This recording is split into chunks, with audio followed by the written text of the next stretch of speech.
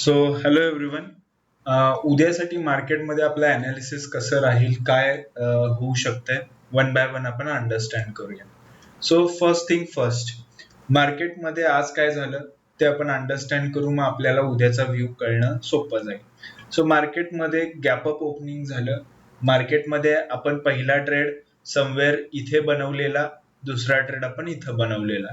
पहिल्या ट्रेड मध्ये आपल्याला प्रॉफिट दिसला, बट आपण बुक नाही केला. आपण एसएल आपला इथं बुक केला आणि दुसऱ्या ट्रेडचा पण आपण इथे एसएल बुक केला.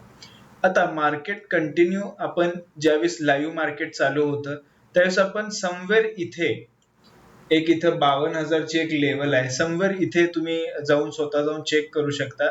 इथे आपण बाईंग करण्याचा प्रयत्न करत होतो, प्लॅन करत होतो, ट्रेड घेतला पण असतो ऑलमोस्ट आपण, बट आपण तिथं ट्रेड घेतला नाही. आपण वेट करण्याचा प्रयत्न केला.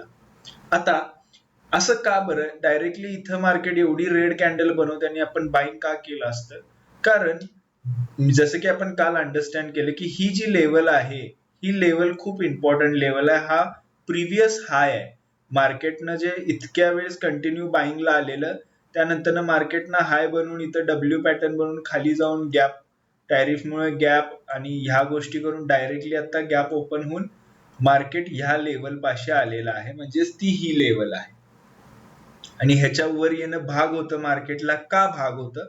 कारण लोकांनी इथं एवढ्यामध्ये ज्यांनी लॉस बुक केलाय त्यांनी इथं नवीन सेलिंगचा ट्रेड प्लॅन केला असणार, परत त्यांचे एसएल खायला मार्केट येणं भाग होतं.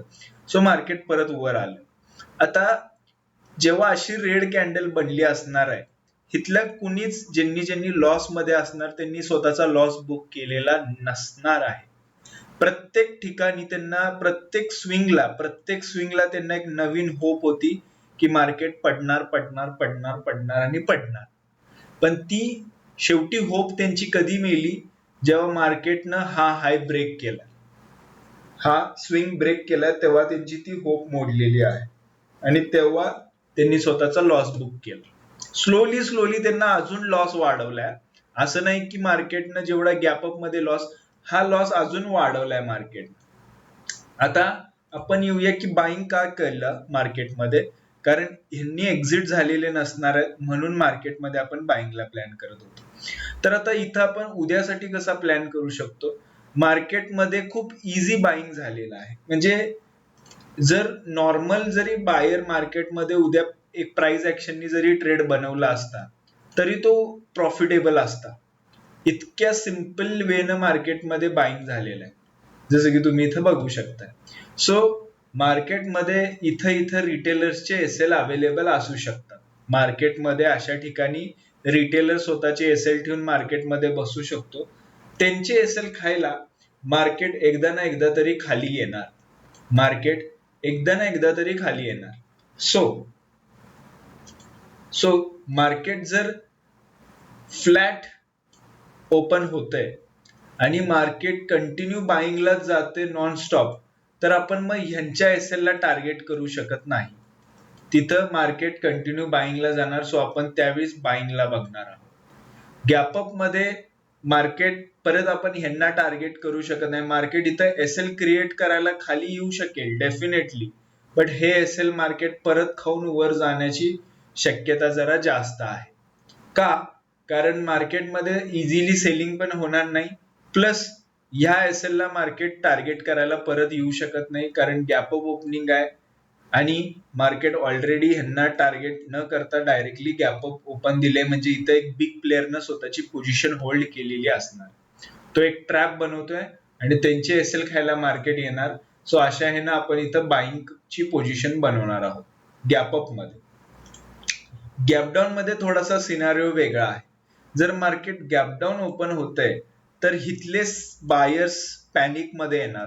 इथले सगळे बायर्स जे कोणी आहेत ते सगळी बायर्स पॅनिक मध्ये येणार आणि स्वतःचे लॉस बुक करायला चालू करणार. तर मार्केट कुठपर्यंत खाली येऊ शकतं? तर इथं आपण एक लेवल दिलेली आहे. या लेवल पर्यंत मार्केट खाली येऊ शकतं आणि ह्याच्या खाली सगळ्या बायर्सचे एसएल अवेलेबल असू शकतात. सो आपण उद्या जर मार्केट गॅपडाऊन ओपन होऊन सेलिंगला यायला लागलं तर आपण सेलिंगचाच ट्रेड प्लॅन करणार आहे आणि ही लोक मग त्यावेळेस प्रॉफिटमध्ये येणार मार्केट. तो आपण एक रिट्रासमेंट साठी मार्केटमध्ये वेट करू शकतो आणि आपण सेलिंगचा ट्रेड प्लॅन करू शकतो. गॅपअप मध्ये फ्लॅट मध्ये आपण बाईंग करणार आहोत, वेट करून, एस्पेशली फ्लॅट मध्ये वेट करून आपण बाईंग करणार. गॅपडाऊन मध्ये कम्प्लीट सेलिंग, गॅपअप मध्ये complete buying. Same with Nifty 50. Nifty 50 मध्ये पण एक चांगला पॅटर्न बनतेला तुम्हाला दिसतोय. इथं बायसचे एसएल अवेलेबल असू शकतात. सो मार्केट डेफिनेटली एकदा खाली येऊ शकते. सो आपण गॅपअप आणि गॅपडाऊन मध्ये गॅपअप आणि फ्लॅट मध्ये बाईंगचा ट्रेड प्लॅन करणार आहे. बट आपण फ्लॅट मध्ये जे काय आहे, फ्लॅट मध्ये आपण गॅपडाऊन मध्ये आपण सेलिंगचा ट्रेड प्लॅन करणार आहे. आणि सेम गोज विथ निफ्टी 50. तरी पण उद्या मार्केटमध्ये जे आपल्याला अंडरस्टँड होते, आज सारखी चुकी आपण उद्या रिपीट करणार नाही, हे करण्याचा आपण प्रयत्न करणार.